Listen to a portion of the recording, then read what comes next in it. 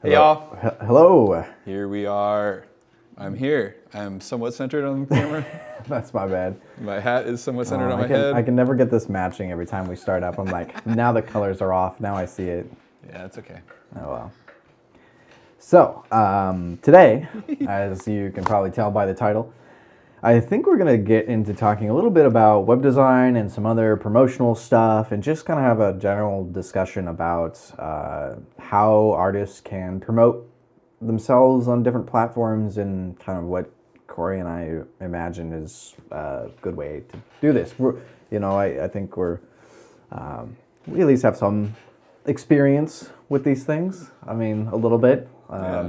Yeah, it's a big job promoting yourself. That's something you usually hire someone to do full time, is just promote your business. Ideally, you'd hire somebody. Yeah, ideally. In an ideal world. It is a job. It is. It really is. This is, something that you guys can pursue as a career, honestly. And I think that it's pretty decent money, a social media manager.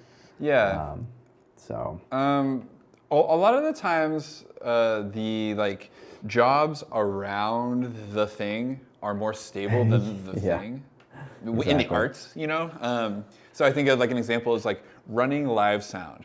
Every show needs somebody running sound. You can't hear it if nobody's doing that.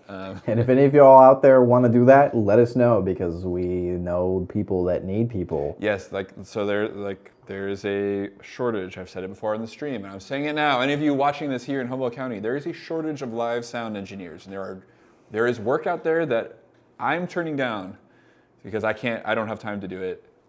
I would happily train somebody to step into one of these positions. I'm like the D-list guy, and I'm getting calls because nobody else is. I don't even know how to do it, and I'm getting calls. Right? Yeah. I had to learn last weekend how to do it because Totally. nobody else could make it. Yeah. So right. But so there's a constant demand for that stuff. But also the sort of general thing seems to be that the folks who are doing the technical work get paid before the people who do the creative work, which is I'm not crazy about this arrangement, but it allows for the space of people to be hobbyist musicians and still play show. That's great. You should be able to do that, but that doesn't mean that the professional sound engineer needs to take a professional night off to just do hobby mixing or whatever. So my point being, it makes sense that there's these people who are there working, just showing up and doing their job, are getting paid, and then those of us who are, ideally everyone gets paid, but the person who the floor after the show should definitely get paid before the person who got to have the fun time and get all the attention. Maybe you know what I mean? This is the sort of way that these things tend to work. And so there can often be stable employment in a supportive role rather than the creative, performing kind of role, if that makes sense. So as a performing musician, I've definitely hired people to do things like all sorts of tasks, right? Live sound is one, is frequent, but photographers, graphic designers, web designers, PR agents. All sorts of things, and there's I never had a social media manager, but definitely had a website administrator, that sort of stuff. So there's all these that's just us as a band, tour bus driver, booking agent. The list goes on and on and on. Mastering engineers, recording engineers, mix engineers. Instrument builders, microphone manufacturers.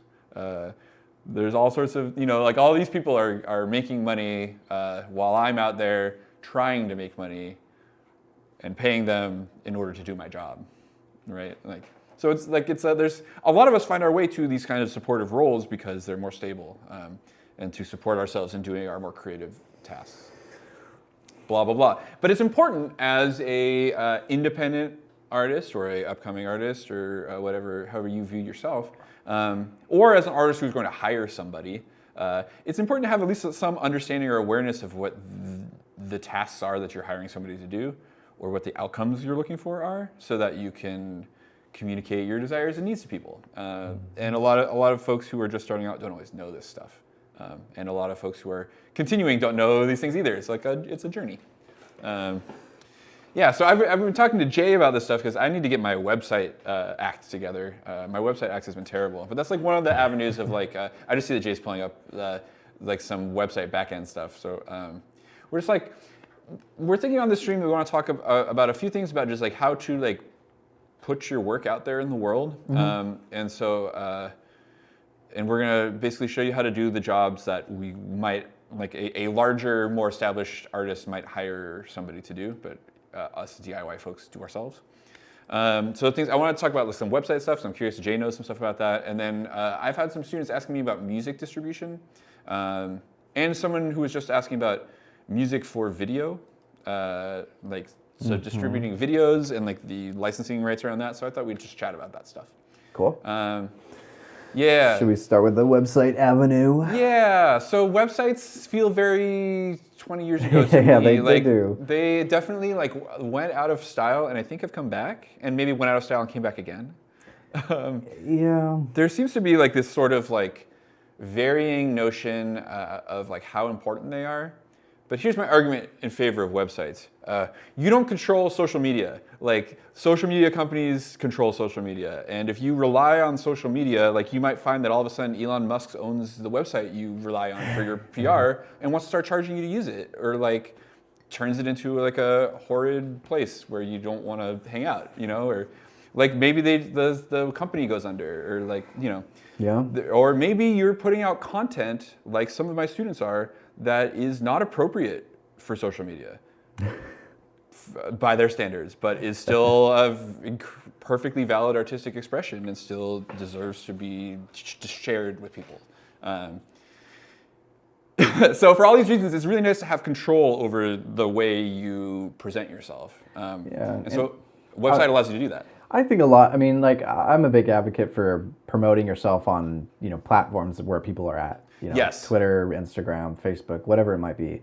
But I think using those platforms as more of an advertisement for your landing page, where everything is centered around like your business. The great thing about websites is that it is your space, and you have the creative freedom to make it whatever you want it to be. Unlike a social media page, I mean, maybe back in like MySpace days, you could actually like add some customizations to your page. You can't do any of that stuff with a Instagram account or a Facebook account or anything. Like, there's no customization. You can't make it personalized. It's just is what it is. And I mean, sure, that's nice for like the masses that just know where to find things. But when you want to get, especially in the arts, when you want to show off your skills and you want to really highlight what you're doing, a website is a great option for that. So let's I'm gonna jump over and show y'all Jay Cory's view here. We're gonna jump over to a Don't look at me. we're gonna look we're gonna look at fade over to this. Okay, so here I've got hold up here on the screen. One of the most common web builders is called WordPress. Now WordPress, there are different options here. There's WordPress.com and there's WordPress.org. WordPress.org is the free open source version of WordPress. I would recommend checking out the WordPress website. It's a little bit more complicated to set up. You do need, first and foremost, you need a place to host your website. You can do this yourself, or you can use services like, SiteGround is what I use most of the time, although I'm starting to move away from that. There are a bunch of other, if you look up web host services, there's tons of different options. So there's two aspects to this, though. There's the hosting and there's the domain name, right? Yeah, the URL is a different thing. Lately, I've been using Google Domains, which is really nice. It is a... actually, we can bring that up just so you can see domains, Google Domains. So here you can search for a new domain. Let's say like MARZ project. Let's see if that's available anywhere. get it. I want to get it. Hey, look. So you can, this is super nice. It lays everything out very nicely for you. You can show all endings. And yeah, they're like MARZ projects is available in all the different options. So we could buy it for $12 a year, which is not bad. That's pretty affordable, actually. So, that might actually be worth grabbing. Yeah, Making MARZ our own project. website. Yeah, MARZproject.org, right? I like .org. I mean, org is nice for it. It doesn't really matter. It's all just kind of anymore. It's just a matter of preference. People trust.com and .org and .net, and those are more trustworthy. Search engines like Google will prefer those over some of these other like different ones like .art or .tech. I mean, they're kind of cool. Some of them are neat to have. Like I said, it doesn't really change. You do MARZproject.love. Some of them are more expensive. Like if you like the IO one is pretty popular, and those are I think like $40 a year. I mean, it's not bad for a year, but this gives you an idea. I like to buy my domains here because what you can do is then plug these into your different what are called CMSs, the content management systems, like WordPress, like Webflow, and Ghost, which I'm going to show you here in a second. But yeah, there's some technical aspects to this. I could demo it at a later date. It wasn't the main focus of our talk here, but I just wanted to kind of show you some of the different things that I like to use. So this is a good place to look. Find, if you have an idea for a website, you can go look up your domains. This is just plugged into your Gmail account. So most of you already have Gmails, easy to do. And like I said, they're fairly affordable if you could find one that works. So yeah, talking about WordPress, you do need to upload it somewhere. Like I said, a web host like SiteGround or something is a great place to do that. That actually has it built in where you can just install it automatically. But the next option, which I actually just recently designed our sister city website in, is called Webflow. It's very cool. I definitely recommend it if you have any experience with web design through like HTML or CSS, which are the two like main coding languages. It has a lot of similarities to something like Dreamweaver, which is an old Adobe web designer. I think it's still around, but I don't know anybody that uses it. But this is essentially gives you all of the features that you would need. This is the thing that I had the problem with WordPress and why I'm starting to switch over is that you could get these features, but you needed tons of add-ons that are layered on each other, and then sometimes it doesn't quite give you the results that you want, and it's just a whole nother thing to deal with. Yeah, custom web hosts. Yeah, so you could go like way more into like hosting your own websites and things like that. But for those of you like myself, I'm not a coder. I know a little bit of HTML and CSS, just enough to get me by, but it's a very visual coding language, so it makes it a lot easier. So if you're like me and you're more into the design aspect than the coding aspect of things like WordPress and Webflow are your best friends. So here's an example of this is the UI here, kind of give you an idea.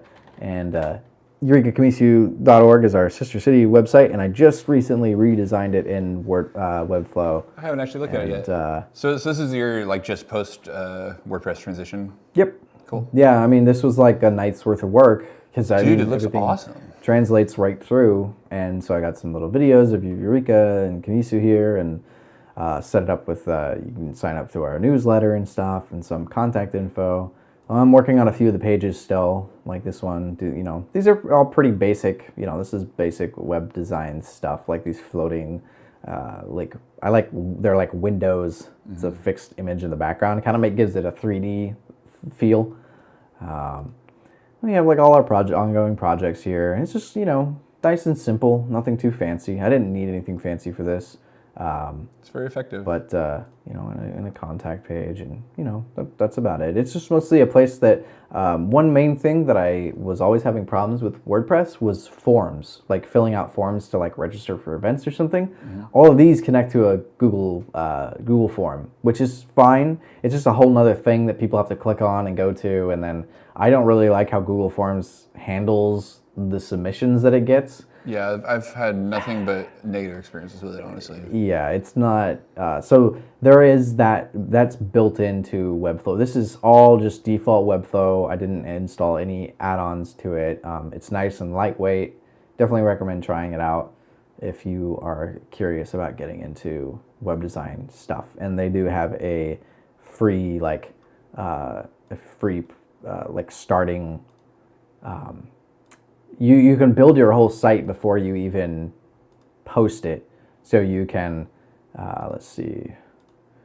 So of course a lot of these are paid. So if you're gonna be designing a website, there's not a lot of ways to do it for free, unless you're hosting it yourself, which, depending on the scale, you might. But something like this, you can get on there, you can learn how to design it, you just get a default domain. So of course you have to upgrade to the next thing to get your custom domain. But if you're just learning and you want to try something out, a lot of these products are free to try out. So the last one that I wanted to kind of show that I haven't really used too much, but I'm curious about, is called Ghost. And Ghost is actually built kind of like a Patreon. Those of you that are familiar, Patreons, it's like a paid subscription, like tier subscription. So this is built for like, I think it would be really cool for a musician. Should go back live in a second.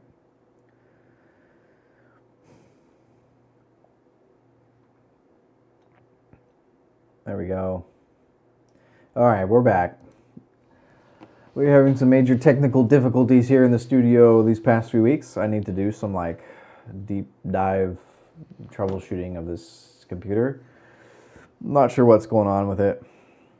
Could have been that I moved things around, or I plugged in TV up here the other day to the graphics card. I don't know if it's just like, it's weird that it works for a while and then goes out. I don't know why it would do that. I would think it would either just work or not work, but that cooling issue possibly. Could be. Well, let's see how long we can go. I was talking about Ghost. I don't know where it cut me off, but anyways. The last one that I wanted to show here, let me go back to the screen where you guys can see, is our, Google Sites. It's another kind of, Cory and I had to make Google Sites page for one of our classes. Yeah.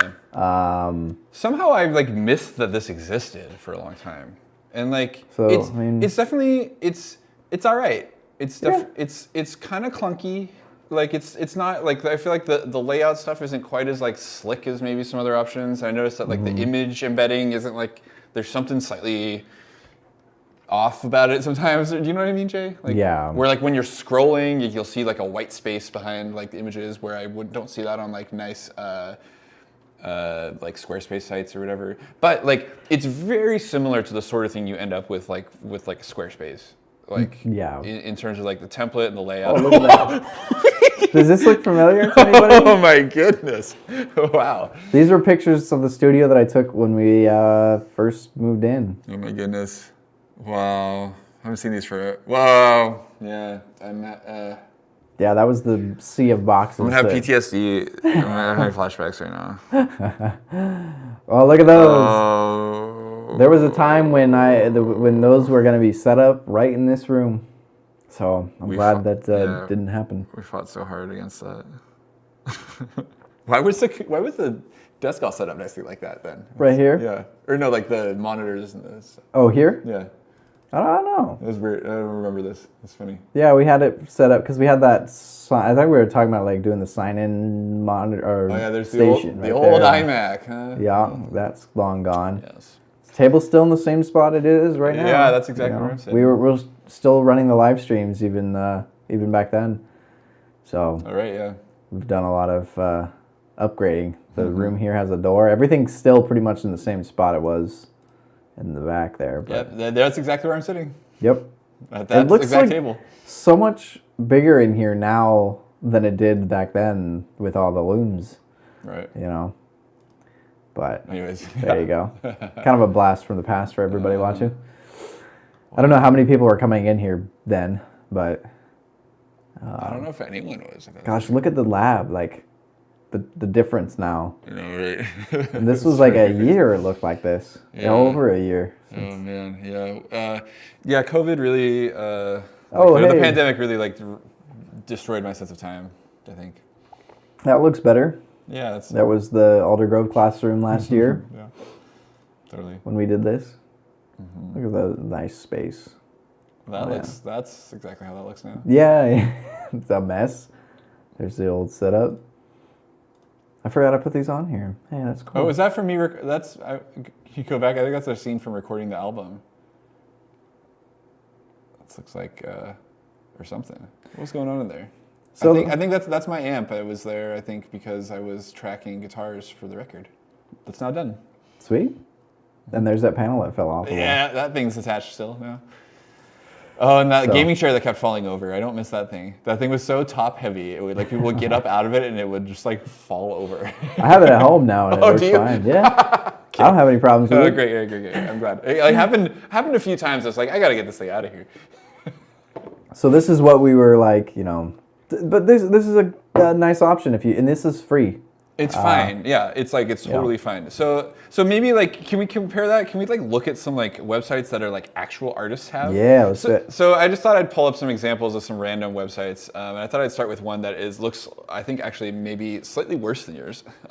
That is a band that is signed to Atlantic Records, a major record label. This is a website that ostensibly has a like multi-billion-dollar business behind it. Yeah, here we go. Can you see my screen? Yes. Now welcome to 100gex.com. So this is a website for a major label artist. So like, why would a musician make a website? I think this is like a real question, right? Like, what's the point in this era where everyone's just going to be on Facebook or Instagram? Man, they have a Facebook? Wow. Wow. Facebook or Instagram or Twitter or YouTube or whatever. All the sources, huh? Oh, they have a Discord. I did not notice that. Here, I'm off after this. So the reason I think like the number one thing is a splash page, right? We're all on like everyone's like trying to meet people where they're at, right? Social media stuff. But like for example, like I'm most active on social media on Instagram. I think a lot of people are. But like I like didn't know that they had a Discord. How would you know? Like also with Discord, like how do you know unless there's a link to it somewhere else, right? That's like the cool thing about Discord and why it works cool is that it's not as discoverable. It's more like underground, like different servers and stuff. So like this is a great place to like lay out all of your like social links for someone who is gonna maybe like find you via Google versus someone who's gonna find you via a social media platform. Is this the first thing that shows up when you search their name? Great question. Probably. Yes. Yep, the official website. So this sort of thing is really crucial for search engine optimization. And I think that's the other good reason to like do this. Especially like in this day and age when like a lot of band names and artist names and like just like unique business names are getting taken already. You know, like we've had like a long time for people to come up with brand names and like, you know, like it's an increasingly crowded space as there's more people in the world, as people continue to create names for things that then continue to exist. Or just, you know, like I can't go and name my band The Beatles because that's already taken, even though that band hasn't existed for decades. You know, you might end up with some wacky name like 100gex. And that's like not, like it might not be easy to find online. But if you're having the website really gives the search engine something to latch onto. And when your socials link to the website, so like search engine optimization is all about interlinking stuff. Mostly, it's about like having the right words on your site, but it's also about like linking to other sites and then other sites linking to your site. And so like search engines see that there are a bunch of interconnections between sites and are like, oh, this site must be important. A bunch of people are linking here. Like whenever the subject comes up, people are linking to this place. It must be a good place to link to. So That's why we end up with this as the top result. So like, what do we get here? It's like really basic. It's just like it's a splash page with 4 tabs. Just like pretty much just like your website, Jay. Yeah. Like with the links to the appropriate socials, right? We have like their like socials that they're active on, and their socials that like the different like the 3 big music streaming or 4 big music streaming platforms, right? Spotify, Apple Music, Amazon Music, and SoundCloud. I don't really think of Amazon Music as being a big one, but I think a lot of people do use it. And YouTube, of course, is other large music discovery service, and then Discord for their like direct communication with fans, and Discord servers tend to be like fan clubs for artists, like mostly. They're really fun. If anyone's watching the stream and hasn't like dove into the world of Discord, I would recommend it. I have said this before on the stream. It's not that hard to use, and it's like a million times better experience than using Zoom for video chatting. If you just want to have a conversation with your family and you like would like to like have it feel more conversational and less like you're cutting each other off all the time, I'd highly recommend trying Discord as a platform. But aside from that, you can go and just like you find people having the most niche conversations about all kinds of weird stuff there, but you have to go and find the links to the servers somewhere else. So that's the tricky part. But if you can find your way in, we got a MARZ server here where we talk about MARZ project stuff all the time. Yada, yada, yada. So anyways, aside from these links to other places, like what's even the point of having this site? Search engine optimization, right? And then you can, so Jay asked me, like, what would you want on a site, right? So there's like the splash page, which is this. Then there's like the ability to embed stuff. So like if you click on the music tab, this site doesn't do this thing in particular. These are all like links to listen to their different releases. So if we click on those, we're led to a splash page that lets us choose our service that we listen on. This is great. So like this isn't hosted on the site. This is like a third-party service that they've just utilized. So it's like the actual web design here is incredibly basic. Black background, like an old logo, like some album covers, like a basic font. Here's their tour this page. So here's the other thing, right? Tour dates, pretty important for like any performing artist. You gotta tell people when you're performing, and so this is like a great thing for your website. A lot of people use like things like there's aggregation websites that like trawl the internet, like looking for tour dates for people, and then we'll like list them places. Sometimes those things get stuff wrong or miss your show, and you can't rely on those things to find out about your thing. So like if you want to tell your fans when you are going to be somewhere doing something, the website is a really important thing. So here's just like the most basic crummy list of like no design. It works. But it Look works, through right? what you want and- It's super effective. Like there's no confusion here. I do like that about this. It's incredibly clear. I prefer that over like a map that showed like where things are happening. You have to go look around and see. Like that's just nice. It's just straightforward. So this is powered by another app. This page, like these results are auto-populated by an app called Seated, which looks like it is a subsidiary of SoFar, which is a company I have huge issues with. I don't like take a moral stance against a lot of like music industry companies or whatever, but like SoFar Sounds I think is extremely predatory. Let me rant about them real quick. Here we go. Dude, okay, this is awful. I had some friends who played a SoFar Sounds show recently and had a negative experience, and or not a great experience necessarily, anyways. But SoFar Sounds, basically they are like Airbnb for house concerts. Is like a way of thinking about it. So they have like taken like the cool thing about Airbnb was like, oh, like when you travel to a city, like you can go like crash at someone's house, right? And so they took that idea and commodified that. Like you go like stay with your friend, and they were like, oh hey, well what if you could charge money for that? There's like this cool culture, this underground culture of like house concerts, and what maybe like. Not like this kind of like crusty punk rock house show kind of thing, but this like kind of like more bougie upscale like house concert idea where like bands or artists might show up and like have a show that's hosted in somebody's living room instead of like a cool concert venue or like listening room. I played a lot of shows like this when I was on tour back in the day. I was playing acoustic music, and like this is really big in like the folk and acoustic world because you can host those shows in your living room with no PA. So it's like super convenient, and then like you're getting this like as an audience member, you're getting this incredibly intimate experience where you're like 10 feet away from like the artist, and it's just a very different thing. It's like it's really cool. And for artists, it's a huge moneymaker because you're not paying venue overheads. Usually, like the people hosting the show don't charge you for it. I've never had that experience.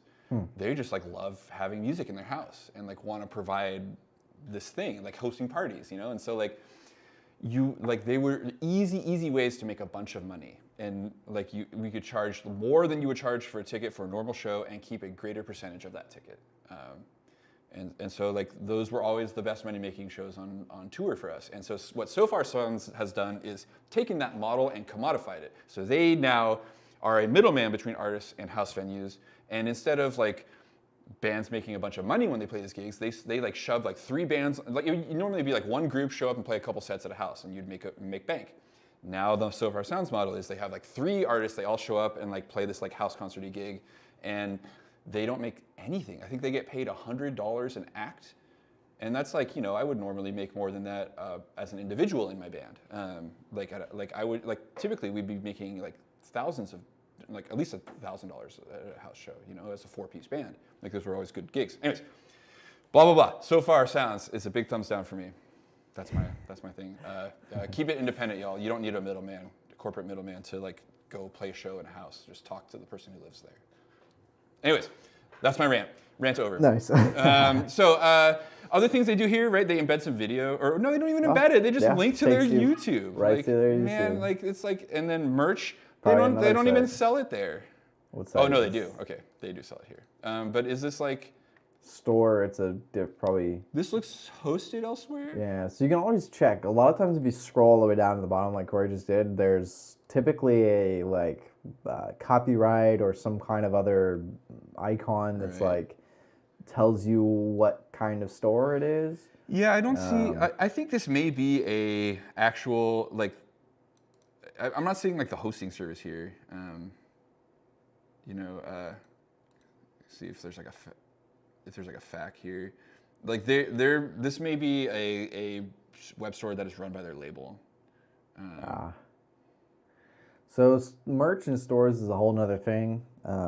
Yes. You know, if you're a digital artist and you're trying to sell merch like, you know, shirts and prints and things like that, there's a lot of print-on-demand services. I haven't found one that I really liked yet. I've done a little bit of research on it, but it's definitely a very deep rabbit hole of things to, you know, of places like reviews to watch, and there's a lot of kind of more like a lot of it feels a little bit scammy. So if you're doing research on it, watch what you're, you know, paying for, because, you know, it's easy to find yourself sort of watching promotional material even on YouTube. So finding honest reviews for a lot of these products are kind of difficult when it comes to like print on demand stuff. The best way to do it is to actually just get something printed and shipped to your house, and that way you can, you know, physically see the item yourself and kind of do your own review.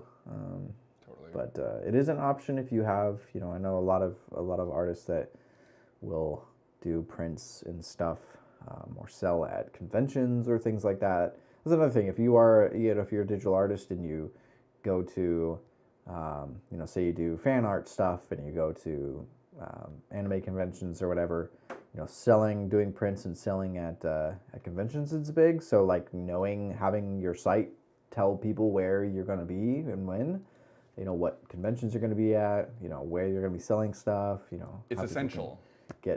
So like it's part of a holistic approach that involves like social media posts detailing where you're going to be, and like a reel or video or TikTok or whatever, like telling people where you're going to be too, and then like also those dates are listed on the website, and like so you can see this, like it takes so much like time and energy to do all this stuff where you're like gosh, it could turn into a job right away, you know, like instantly. It feels like a lot of labor. I'm like tired just talking about it.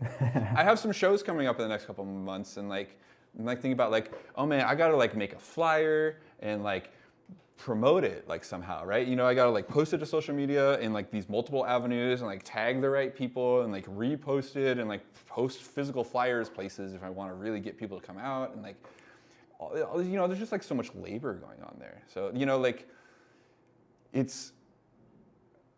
it can be draining, but at the same time, if you're trying to get people to come see what you're doing, then like you gotta let them know it's happening. There's no other way, and like you have to find them where they're finding this information, because they're not going to. People aren't like gonna find you if they don't know to come find you. Right. So this is how you tell them.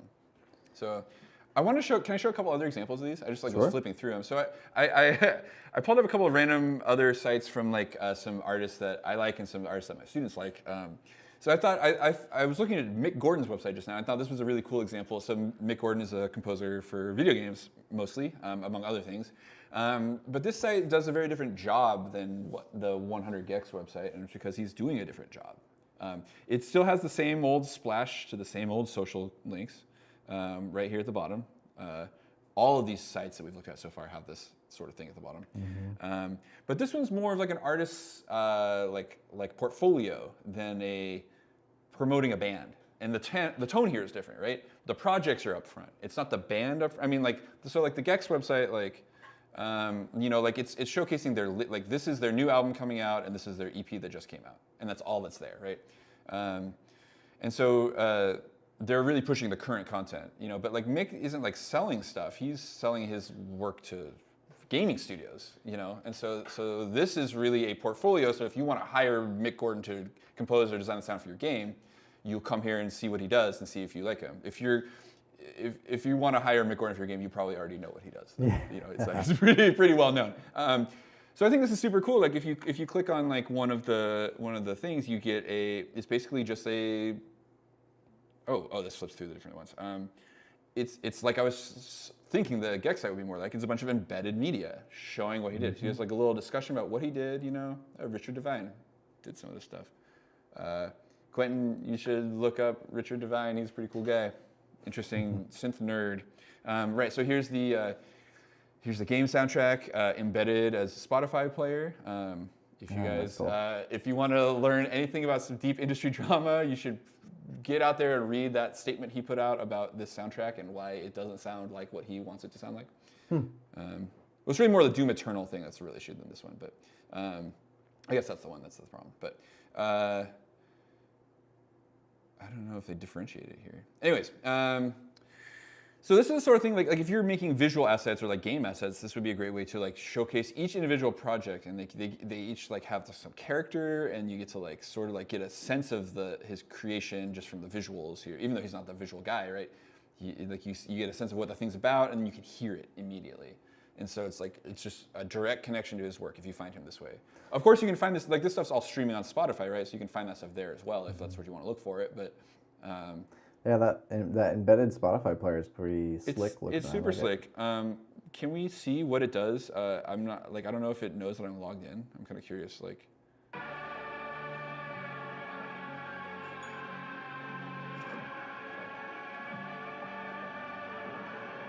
Yeah, so it's playing like a snippet. I think it's playing on my laptop speakers too instead of over the stream. But oh, is it? I think so. I couldn't tell for a second. I'm like, is that just how it sounds? Oh yeah. See, now it's trying to get me get Spotify. Oh, that's interesting. Like I have Spotify and I'm logged in on the app on my computer, but it doesn't know that. It's not smart enough here. Anyways. So yeah, like look at this. Like here's maybe a lesson. Like I wouldn't necessarily choose this player as like if I was really trying to get people to listen to my stuff. There's our barrier. I'm already I have Spotify, and so it's now going to try and link me to something. Yeah, it's going to try and open the app. I don't want to do that. So thinking about whether people are going to be steered away from your website or not. This is the whole thing. This isn't very friendly of a player. Yeah, so I prefer something else the SoundCloud embedder seems to work a bit better. Yeah, so. Can you track, for SoundCloud, is it just available for free? I mean, I know that every play on Spotify is going to get you some. Yeah, SoundCloud's an interesting one. Gosh, I guess we failed to get there on this stream. We could even have a whole discussion about these music distro options.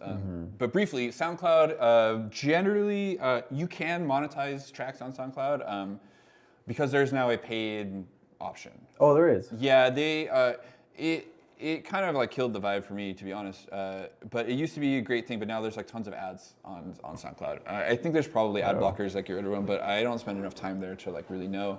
Yeah.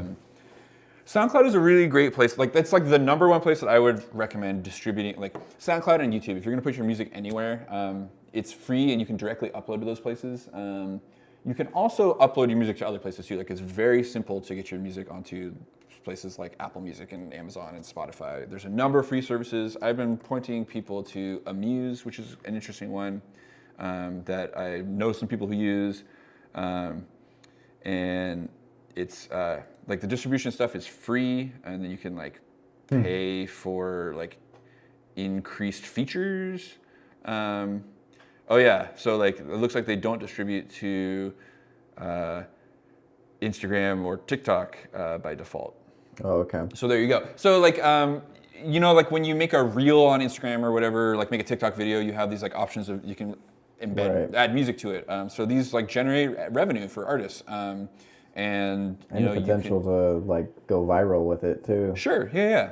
So like my music that I have distributed through DistroKid, which is like an alright, it's an alright service. This one is like it's like $20 a year, which is like pretty affordable. And this one does like mostly what I like about it is that it goes tons of places. It's pretty simple. You keep 100% of the money, which is nice, and there's no limit on uploads or stuff. There's definitely a handful of features that are really like a drag, and like they want to like price you up into their like $35 or $50 like a year tiers or whatever, but it's not terrible, you know. And then yeah, this goes everywhere. So like if you post a story or on Instagram or make a TikTok video and you search Bumblecrow, you'll find my old music on there and you can embed it, you know? Have you had anybody make any I don't know if I get like notified. I've not seen a notification of it. You just have to go look up that song because I know you can usually search by the song. Yeah, in the app you like pull up the music thing and you can pull up stuff and you find all sorts of like rare and like you'd be surprised at what's in there if you start searching, you know? So that's pretty straightforward to do. This does cost money. Muse is free, but it doesn't go as many places. You might run into problems with this service, like if you wanted to upload a bunch of things under a bunch of different artist names, because it's like paying per artist or whatever. Like it starts to get kind of squirrely in there. But like you can have as many SoundCloud accounts as you want.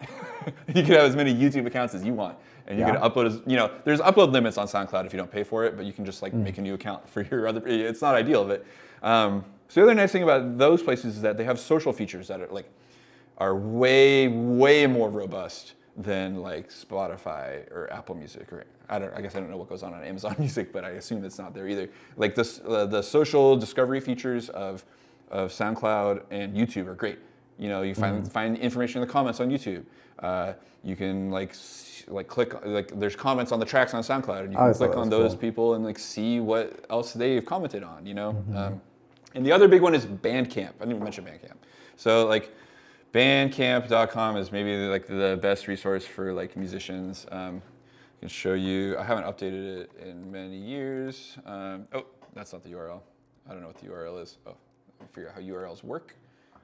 Oh, no, that's not it either. I don't know what the URL is anymore. Well, what if you just search it on there? Will it show up? I'm logged in. Oh, there you go. Oh, look at that. Don't look at that. View site.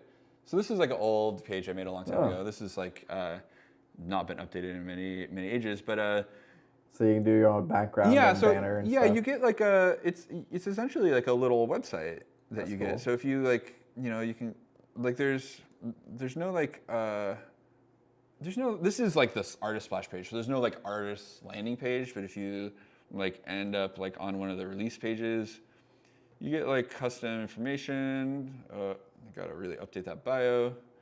It's got somebody's dead name in it. It's been a long time since I've updated this. Yeah, and you can see the like 3 people who've actually paid for this. And so the nice thing about this is you can like point, there's some discovery features here too. So I can like click on like one of these folks and see, like this is my friend Devin. I can like see what else like he's purchased, and so yeah. And you get like the high quality Yes. MP3 Totally. or whatever. Yeah. So like looks like he bought a copy of 7G. You go like take a look if you're interested in that. You can go take a look, and like here's this site. So right, I was saying you can sell merch here, right, Jay? So like here's this release. Yeah, you can get it as like So you a can buy the 7 CD box set, which or you can buy the album. Well, it's an expensive digital album, but that's because it's 49 songs or 50 songs. Oh wow. Yeah. Huge. But yeah, so this is like. Nice. Yeah, it's pretty cool. So like you can offer free downloads here too.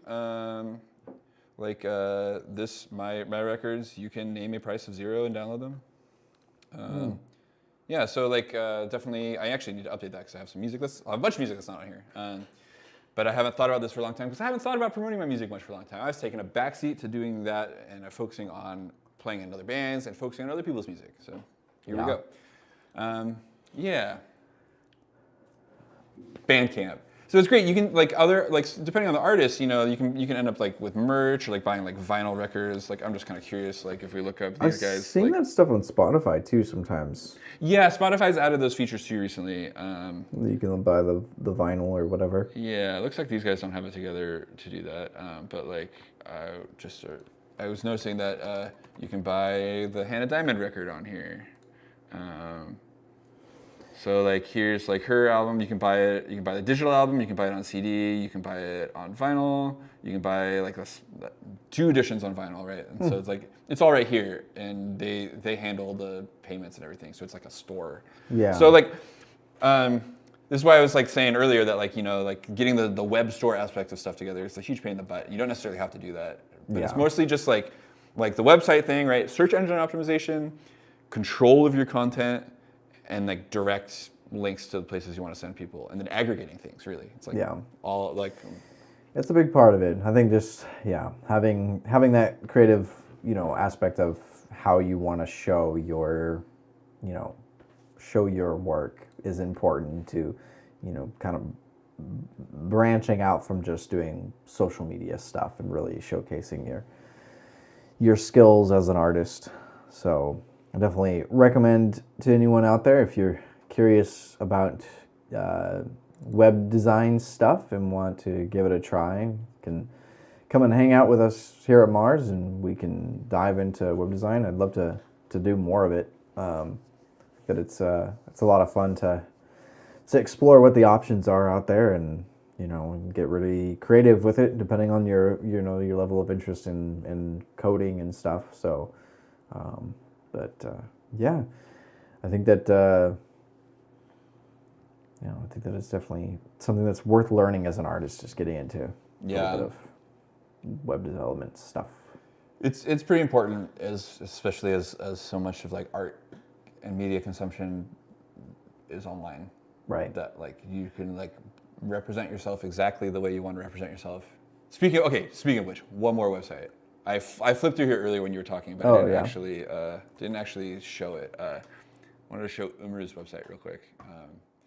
So Umru is a musician and also a graphic designer, and so this site serves as a sort of bizarro combo of those 2 things, right? So this is like an artist portfolio, right? And then also like a musician website, right? So like I noticed that you can move this asset around, which is kind of bizarre.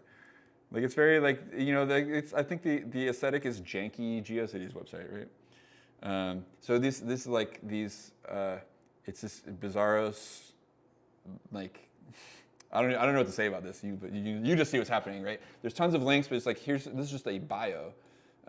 With all the links as part of the with like everything's hyperlinked. Upcoming gigs, booking link, and then just a bunch of releases. So you can like click through here, and this is gonna open. This looks like these are gonna open these like link to links that like the same sort of this thing. This seems to be pretty popular. Link to. Yep. And here's links to buy the the stuff, et cetera, et cetera. Yeah, so you can scroll through. I think this is like almost every song he's ever done.